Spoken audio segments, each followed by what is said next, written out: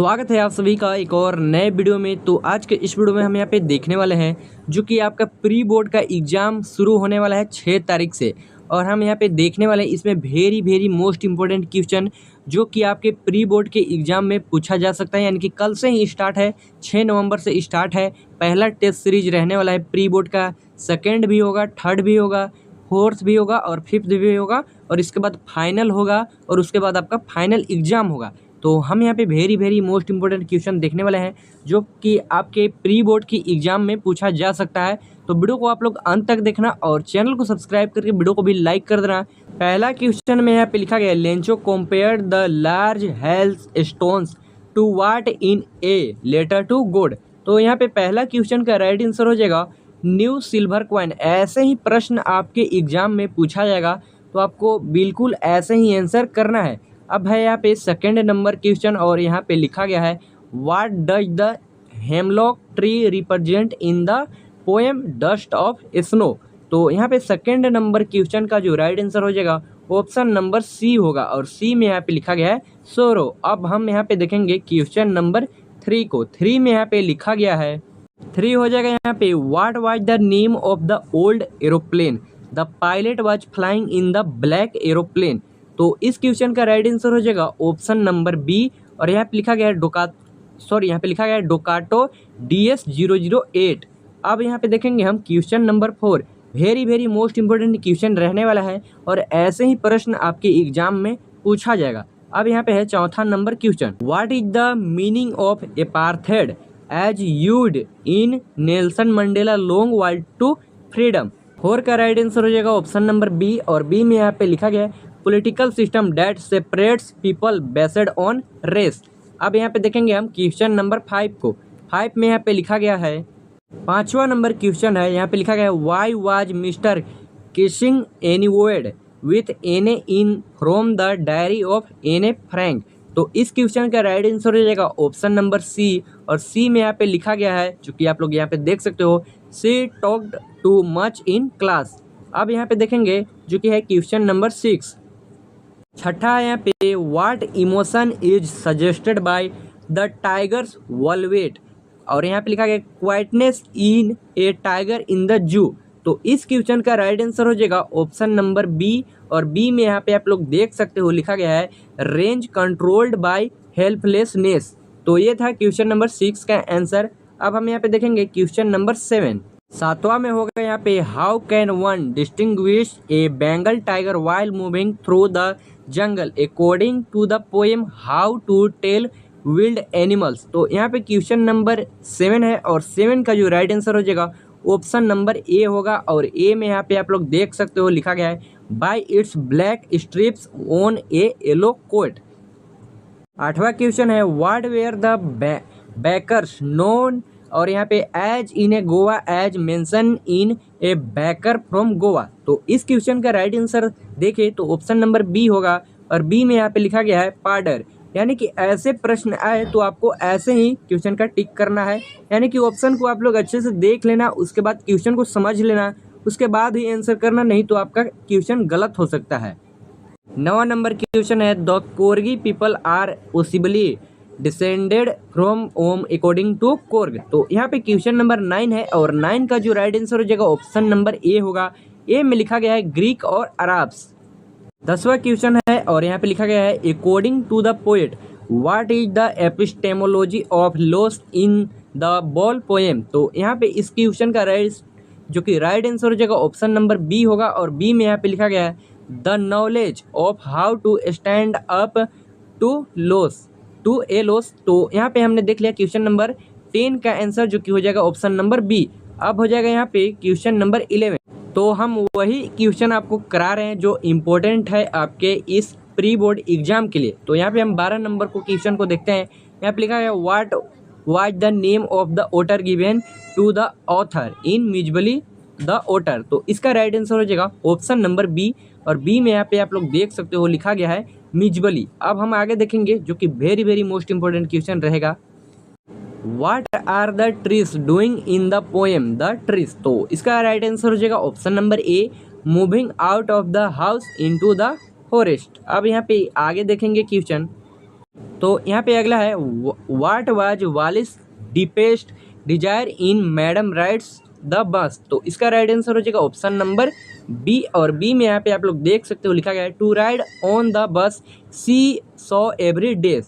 अब यहाँ पे है एक और very very most important question. अगला यहाँ पे what aspect of Anne does the young man primarily love according to him in for Anne Gregory. तो यहाँ पे जो क्वेश्चन नंबर ये 17 है और इसका राइट आंसर देखे तो यहाँ पे हो जाएगा जो कि लिखा गया है हर ब्यूटीफुल हेयर। अब यहाँ पे देखते हैं अगला question. What was the key evidence that Max had come to steal in the midnight visitor. तो इसका राइट आंसर हो जाएगा ऑप्शन नंबर ए होगा। और ए में यहाँ पे आप लोग देख सकते हो लिखा गया है ए टॉप सीक्रेट डॉक्यूमेंट। तो अब हम करते हैं कुछ क्वेश्चन सेंटेंस का, क्योंकि एग्जाम में सेंटेंस से भी क्वेश्चन आता है। तो यहाँ पे लिखा गया है choose the correct home my mother dinner by the time I reach home. तो यहाँ पे खाली स्थान दिया गया है और यहाँ पे क्या भराएगा वही हमको यहाँ पे फिल करना है। इसी का हिंदी मीनिंग समझे तो यहाँ पे होगा मेरी माँ मेरे घर पहुँचने तक खाना चुकी होगी। खाली स्थान है तो यहाँ पे क्या होगा खाना बना चुकी होगी। तो यहाँ पे क्या होगा विल हैव प्रिपेयर्ड, यानी कि ऑप्शन नंबर सी इसका सही होगा। अब हम आगे देखेंगे यहाँ पे जो कि क्वेश्चन नंबर रहेगा 26 में है यहाँ पे you borrow my pen but you return it before the exam. अब यहाँ पे है एक खाली स्थान और यहाँ पे है एक खाली स्थान। तो यहाँ पे क्या भराएगा, तो अगर हम हिंदी में समझे तो यहाँ पे लिखा गया है तुम मेरा पेन उधार ले सकते हो लेकिन परीक्षा से पहले लौटा देना। यानी कि सकते हो तो यहाँ पे हो जाएगा कैन और यहाँ पे हो जाएगा मस्ट, यानी कि कैन के साथ एक ही है जो कि है मस्ट। पहले कैन होगा उसके बाद मस्ट होगा। यहाँ पे पहले मस्ट और कैन मत कर देना, पहले मस्ट यहाँ पे मत कर देना और यहाँ पे कैन मत करना। यहाँ पे पहले कैन होगा उसके बाद ही मस्ट होगा, इसीलिए यहाँ पे पहले कैन होगा क्योंकि पहले परमिशन देता है उसके बाद ओब्लिगेशन दिखाता है। तो इसीलिए यहाँ पे इसका राइट आंसर हो जाएगा ऑप्शन नंबर ए। और ए में यहाँ पे लिखा गया है कैन मस्ट। तो ऐसे प्रश्न अगर आपके एग्जाम में आता है तो आपको अच्छे से टिक करना है देखकर। 27 नंबर में है every one of the students asked to submit the project. तो यहाँ पे इसमें क्या भराएगा वेयर आर हैव बीन और डी में लिखा गया है वाज। तो इसको यहाँ पे समझे तो यहाँ पे हिंदी में पहले क्वेश्चन को समझते हैं। तो यहाँ पे लिखा गया है हर विद्यार्थी से प्रोजेक्ट जमा करने को कहा गया। यहाँ पे है every one of the students, यानी कि स्टूडेंट्स में से कोई एक। और ऐसे नहीं समझ आ रहा है तो आपको मालूम होगा कि एवरी वन को हम एक वचन कहते हैं, इसीलिए हमारा यहाँ पे ऑप्शन नंबर डी यानी कि वाज लगेगा यहाँ पे। और हमारा 27 नंबर क्वेश्चन का ऑप्शन नंबर डी सही होगा। अगला यहाँ पे reported speech change into direct speech. तो यहाँ पे है she asked him did you finish the assignment. Indirect speech में डिड हैड बन जाता है, यानी कि पास्ट परफेक्ट में हैड बन जाता है। तो आपको यहाँ पे फाइंड करना है कि 3 ऑप्शन आपको यहाँ पे दिखाई दे रही है, इसमें से किस में हैड लिखा हुआ है। तो ऐसे ही हम एक शॉर्ट फॉर्म बता रहे हैं कि आपको कैसे क्वेश्चन को जल्दी से जल्दी सोल्व करना है। तो यहाँ पे ए में नहीं है, सी में भी नहीं है और यहाँ पे आप लोग बी में देख सकते हो तो यहाँ पे हैड लिखा हुआ है। तो इसका मतलब हमारा करेक्ट आंसर यहाँ पे ऑप्शन नंबर बी होगा। अगला है यहाँ पे question number 29 I do not have money. यहाँ पे खाली स्थान है लेफ्ट। फिर से पढ़ते हैं आई डू नॉट हैव खाली स्थान मनी लेफ्ट। तो आपको मालूम होगा कि जब भी सेंटेंस में नोट आता है, सेंटेंस में अगर नोट आता है तो मैनी सम एवरी ये सब का प्रयोग नहीं होता है, केवल वहाँ पे नेगेटिव सेंटेंस में एनी का प्रयोग होता है। यानी कि इस क्वेश्चन का राइट आंसर हो जाएगा ऑप्शन नंबर डी। अब यहाँ पे आगे देखेंगे हम क्वेश्चन नंबर 30। अगला है यहाँ पे जो कि लिखा गया है which one is not a necessary detail in the body of a letter for placing an order. यानी कि इस क्वेश्चन का हिंदी में मतलब समझे तो यहाँ पे लिखा गया है ऑर्डर देने वाले पत्र में कौन सी जानकारी आवश्यक नहीं होती है। तो इस क्वेश्चन का राइट आंसर हो जाएगा ऑप्शन नंबर सी। और सी में यहाँ पे आप लोग देख सकते हो यहाँ पे कहा गया है नहीं होता है, यानी कि नहीं है, आवश्यक नहीं है। Detailed description of the company's history. Order letter में केवल सामान मात्रा भुगतान और डिलीवरी से जुड़ी जानकारी दी जाती है, न कि कंपनी का इतिहास। इसीलिए इस क्वेश्चन का राइट आंसर हो जाएगा ऑप्शन नंबर सी। अब हम देखेंगे 2 नंबर वाले प्रश्न, यानी कि अगर 2 नंबर का क्वेश्चन ऐसा आता है तो हमें कैसे आंसर करना है। तो यहाँ पे लिखा गया है why does the speaker in the poem a tiger in the zoo ignore the visitors. तो आंसर है यहाँ पे the tiger ignores the visitor because he is helplessly confined the cage and sees no point in acknowledging his limited surrounding. तो यही था एक question का answer. हम 2 नंबर वाला 2 क्वेश्चन देखने वाले हैं, जो कि अगला क्वेश्चन यहाँ पे होगा। अगला है question why did Lencho feel angry after receiving the money from the post office. Answer है Lencho was angry because he believed God had sent him the full amount but the post office employees had stolen the missing 30 pieces, यानी कि 30 पैसे।